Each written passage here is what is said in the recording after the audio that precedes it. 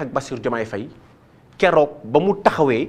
Ousmane Sonko war a dem assemblée nationale mu dig opposition bi ne leen kaay leen man naa fexe ba Ousmane Sonko def déclaration DPG am déclaration de politique générale am opposition bi taxaw di ko déglu mu yeewu suba dissoudre assemblée nationale bi te laaj ci kenn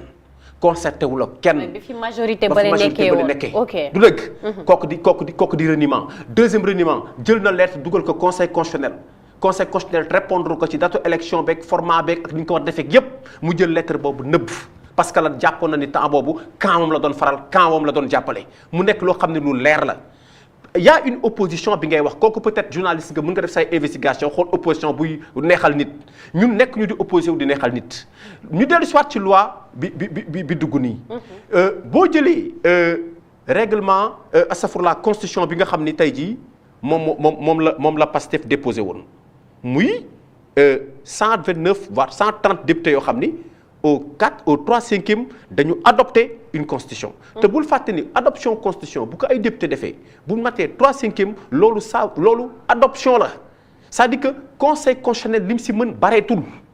kon da nga jàpp ni recours bi président def mun na bañ a aboutir ci faveur am. mais bu fekkee ni dafa dañ ko recours bi dafa jàll. recours président de la République mais catastrophe lay doon. parce que mais 3/5 assemblée nationale. ñu voté leen ñu am mandat. waaw ñu ne d'accord nañu ne ñoom loi bii lii la ñu adopté pour la constitution. président de la République dem di wuti ay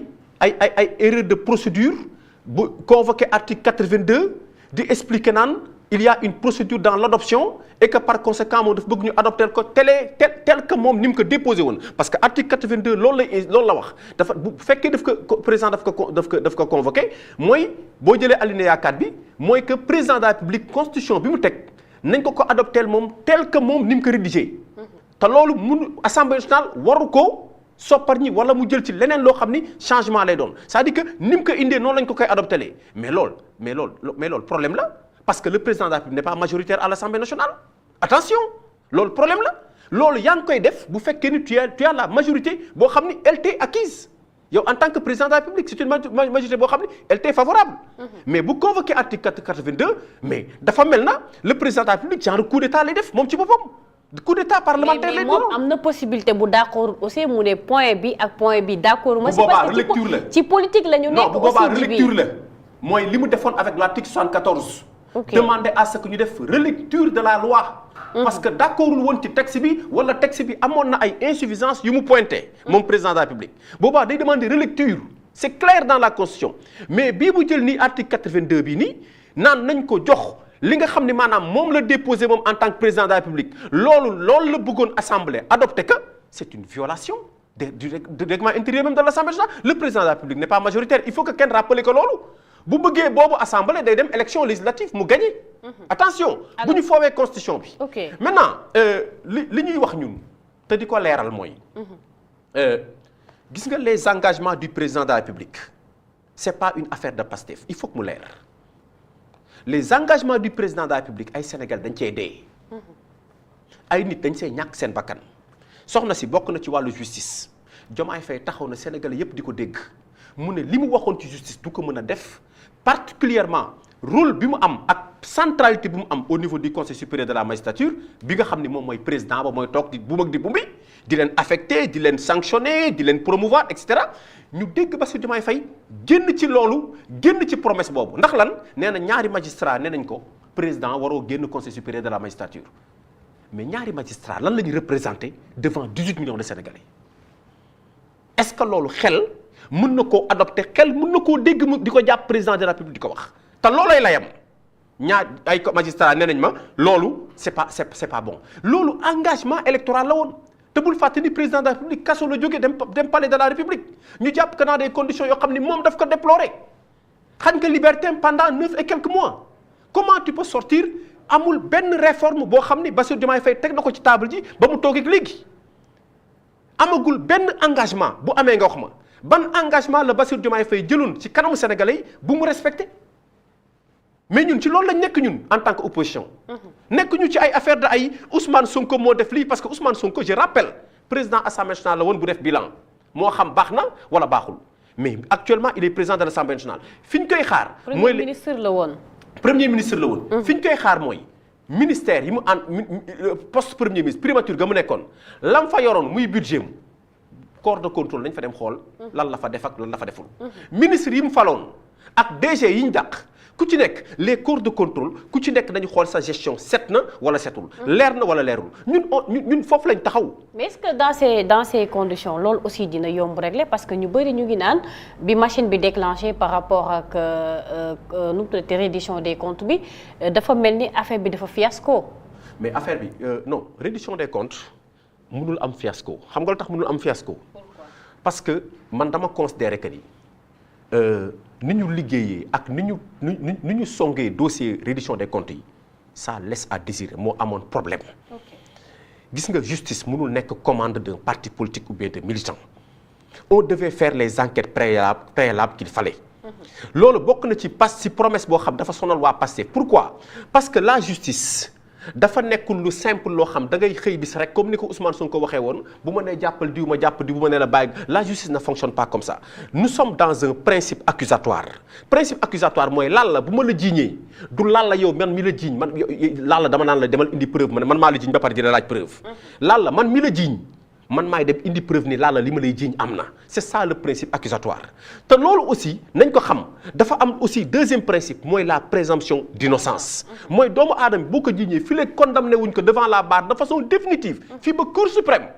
ba rabat d'arrêt waa ji il peut toujours se prévaloir comme un innocent yooyu nag il faut que ñu koy wax militants yi dafay bokk ci formation politique bi mooy maanaam te loolu défaut Pastef la ak ñoom ñii ba ñu àndee ñoom ak Bassirou Diomaye Faye yëpp parce que ñoom ñëpp ils sont comptables de ça mooy il faut que ñu bàyyi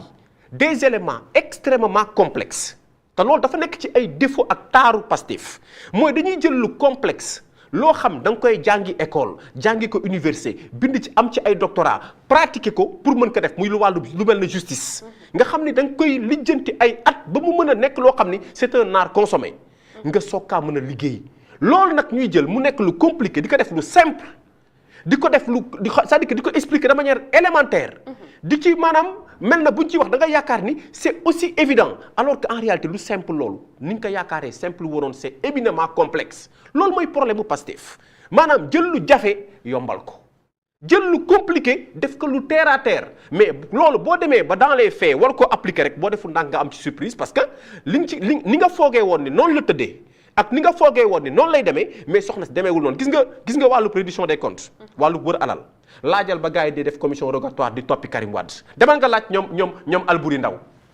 fan la mujjee commission rogatoire yi mujjul fenn furaas pourquoi parce que temps bi muy laaj pour nga jëli alal jooju temps boobu président yi ko def yépp ça a pris énormément de temps pour que mën a récupérer am na ay Nigéria avec le président Rawlings ba muy dem di jëli alal yi nga xam ni gars yi sàccoon nañ ko ak ay ñoom Abacha ak mais dafa laaj des décennies pour que ñu mën a jël waxuma la lépp de. mais Djibi quelques fois oui. li nga wax bañu ma ko mais xam nga aussi dëkk boo xamante ni à chaque fois dañuy réclamer que ni xaalis jaar na fii. ñu ngi dégg 1000 milliards de gauche à droite est-ce que aussi waruñu prévoir ay textes yoo xamante ni loolu dinañ ko mën a régler dans les meilleurs délais noonu laa ko mën a waxee même bu fekkee nee nañ le temps de la justice n'est pas le temps des hommes mais gis nañ fi ñoo xam ne dañuy sàcc ginaar ñu tëj leen nga gis koo xamante ne day jël par exemple benn 1 milliard wala benn 500 millions ñu ne la boo defee caution ñu libéré la te ki sàcc ginaar pendant ce temps moom mi ngi croupir en prison. xam nga loolu aussi dafay indi problématique par rapport ak justice bi ni muy doxee. oui xam nga man bañuma système cautionnement non parce que nit boo ko jàppee principe bi c'est la liberté li ñuy bëgg juste mooy. ñu fexe ba liñ ko jàppee alal ji mu yore na ko delloo loolu mooy principe bu caution looloo indi caution parce que ça ne sert à rien kaso yi nga feesal ko dell ak nit li am importance mooy alalu réew mi récupérer ko ba mu delluwaat ci askan bi. non xaar damay ñëw foofu. exemple laay joxe parce que da ngay gis ci ay cas de figure yoo xam ne koo xam ne par exemple lu ndaw lay sàcc moom mun na def 6 mois ci prison bi. moom laa lay expliquer foofu. xam nga boo xoolee ñi ñu fi jàpp ñëpp booy xool dépassé nañ sax 6 mois ñi ñu fi jàpp ñëpp. boo xoolee jëlal ay Lat Diop ay Farba Ngom ay ñoom Tahirou Sarr koo ci gis daanaka mat na at. on est bien d'accord. am na kon jàpp am na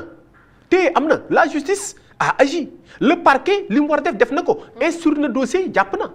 maintenant li ci xew mooy li ma doon wax léegi mooy est-ce que ki nga jàpp xam nga fi mu denc ay bien moom est-ce que mën nga prouver teg ci table ji ne bien bi daf ko sàcc loolu aussi il faut que ñu leeral ko est-ce que am nga assez d'indices ak assez de preuves pour mën a indi nit ki en jugement pour mën a valider procédure yi pour mën a wane ni effectivement alal ji ñuy toppee doomu aadama bi c'est soustrait des ressources de l'État est-ce que alalu état la parce que état day topp mais li muy topp day fekk ni état moom moo am préjudice est-ce que mën nga prouver ni préjudice bi si état la amee préjudice ba nit ki war a mën a dem kaso ñu juger ko àtte ko condamné ko définitivement te loolu moo xew ci dossier yépp parce que des fois dañuy confondre homme d'affaires buy liggéey am ay relation d'affaires ak beneen homme d'affaires ñu dugg si ne effectivement ñoom ñaar dafa am blanchiment d'argent alors que la notion de blanchiment d'argent te loolu moo leen indil problème blanchiment d'argent aussi dafa complexe parce que foog nga prouver ni origine xaalis bi au départ origine bu frauduleuse la te lu ci bëri ci ñoom ils n'ont pas été capables te looloo leen daal boo xool ci affaire Farba Ngom ak Tahirou Sarr boo nee blanchiment d'argent parce que CENTIF ci liggéey boobu lay liggéey day xool blanchiment d'argent est-ce que origine xaalis yi licite na mais est-ce que li ñu doon jiiñ ñooñu mën nga apporter la preuve que ni ñii activité bu ñu nekkoon activité bu illicite la pendant ce temps ñooñu ils ont des sociétés yi am pignon sur rue ñuy fayee impôt di fayee taxe état bi xam leen ko mel ne Tahirou Sarr mënoo ko waxal ni mën na am activité bu illicite parce que li muy def c'est état bi xam na ko day jënd ay créances di jënd ay terrain di business état bi di liggéey ak moom.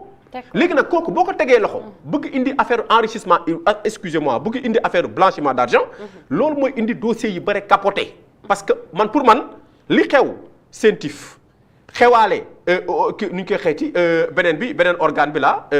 pôle judiciaire man dama considérer que ni en réalité man les affaires là ont été très mal